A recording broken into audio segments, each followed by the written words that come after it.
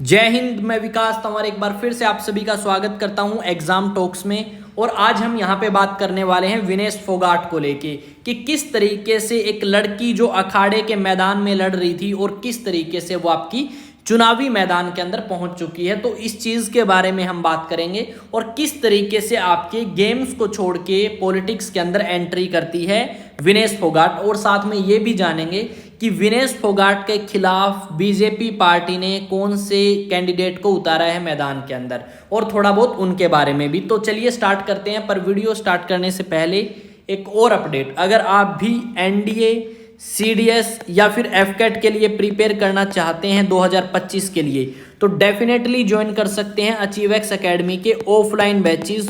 और अगर आप बात करें बैच की, तो ये बैच आपके स्टार्ट होंगे 30 सितंबर तक, तो आप रजिस्ट्रेशन करा सकते हैं और बैच स्टार्ट होंगे 1 अक्टूबर 2024 तक। यहाँ पे हर बैच में 20 स्टूडेंट्स रहेंगे, चाहे एनडीए हो, सीडीएस हो, एफकेट हो। और आपका कॉन्टैक्ट नंबर ये दिया गया है, अधिक जानकारी के लिए फ़ोन करें। और ये आपका एड्रेस है मॉडल टाउन हांसी हरियाणा के अंदर, आके आप विजिट कर सकते हैं और ऑफलाइन बैचेस को ज्वाइन कर सकते हैं। अब मुद्दे की तरफ आते हैं भाई।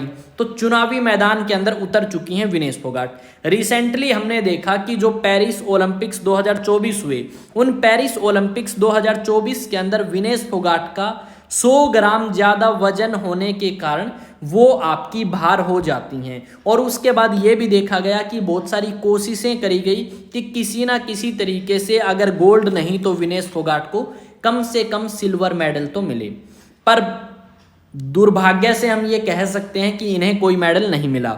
उसके बाद ये भारत में आती हैं और भारत में आने के बाद जब ये वापस आई तो कांग्रेस पार्टी की इनकी बातचीत हुई और उसी दौरान ये कांग्रेस पार्टी को ज्वाइन करती हैं। और साथ में बजरंग पुनिया भी, जो रेलवे के अंदर इनके पास नौकरी थी, वो नौकरी इन्होंने छोड़ दी। और अभी हमें ये देखने को मिला कि विनेश फोगाट को सीट दी गई है जुलाना से।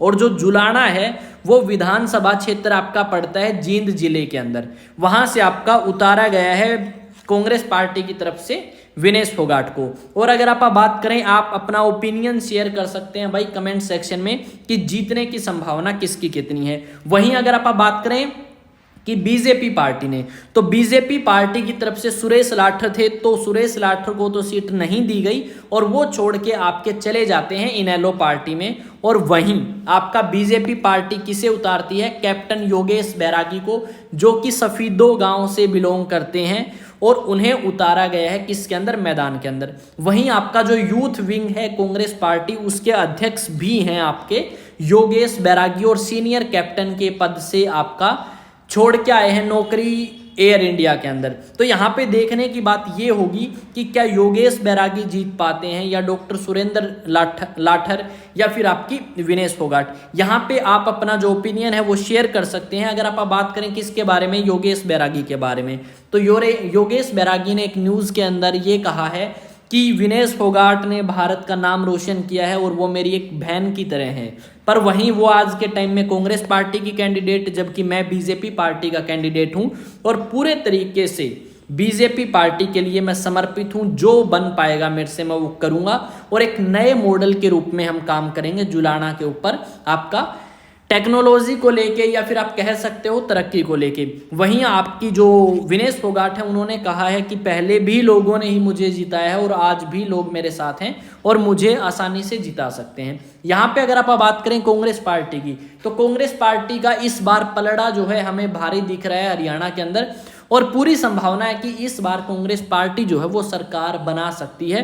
पर हम ये भी नहीं कह सकते कि बीजेपी पार्टी सरकार नहीं बना सकती।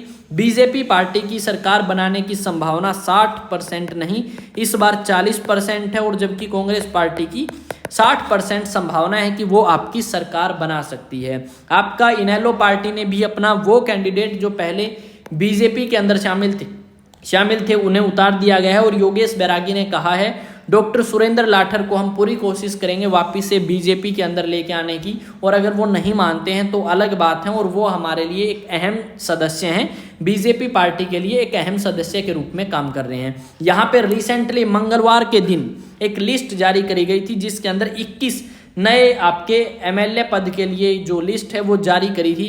ये आपके हैं जिसको हम बोलते हैं लाठर साहब या फिर सुरेश लाठर जो हैं ये आपके मिल चुके हैं इनेलो के अंदर, जो कि आपकी हरियाणा की ही एक पार्टी है और देवीलाल के द्वारा बनाई गई थी। यहाँ पे आप देख सकते हैं कि किस तरीके से विनेश फोगाट और आपके बजरंग पुनिया जो हैं वो ज्वाइन करने के बाद आपके एक कॉन्फ्रेंस के अंदर हमें देखने को मिलेंगे। अब बात यह आती है कि विनेश फोगाट ने गेम क्यों छोड़ दिए, जबकि इसके जो गुरु थे महावीर फोगाट, उनका कहना था कि कम से कम विनेश फोगाट को 2028 तक का वेट करना था।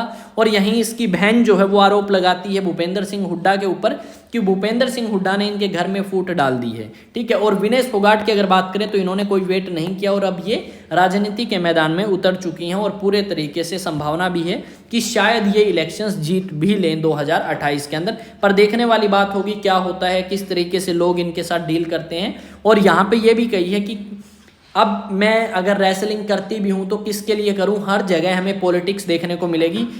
इंडियन ओलंपिक एसोसिएशन की जो अध्यक्ष है पीटी उषा और राज्यसभा के मेंबर, उनके ऊपर भी इन्होंने एलिगेशन लगाए हैं कि वो मेरे से मिलने जरूर आई थी पर एक फोटो क्लिक करने के लिए, ताकि सोशल मीडिया पे पोस्ट कर सके, जबकि उन्होंने मुझसे ऐसा पूछा तक नहीं। तो ये सारी चीज़ें हमें सुनने को मिलेंगी विनेश फोगाट की तरफ से और अलग अलग न्यूज़ आर्टिकल्स आपको देखने को मिलेंगे कि ये गलती है या आपका मास्टर स्ट्रोक है मोदी का, किसे उतारना, योगेश बैरागी को उतारना विनेश फोगाट के खिलाफ। तो देखते हैं क्या होगा हरियाणा की राजनीति में। हरियाणा में 5 अक्टूबर को इलेक्शंस हैं और 8 अक्टूबर को रिजल्ट आ जाएंगे। लगभग हमारे पास 1 महीने से भी कम दिन है, तो पता तो लग ही जाएगा कौन विनर होगा कौन लूजर। तो एग्जाम टॉक्स को आप फॉलो कर सकते हैं टेलीग्राम पे जाके और सोशल मीडिया प्लेटफॉर्म इंस्टा पे जाके आप मुझे फॉलो कर सकते हैं, विकास तंवर। और अगर आप भी गरीब लोगों की हेल्प करना चाहते हैं, फिजिकली हैंडीकैप या फिर फिजिकली चैलेंज्ड अगर आप कहें, जो रोड के किनारे रहते हैं, काम नहीं कर पाते क्योंकि उनका जो शरीर का कोई अंग है वो काम नहीं करता, तो उनकी मदद करने के लिए आप इस पे स्कैन करके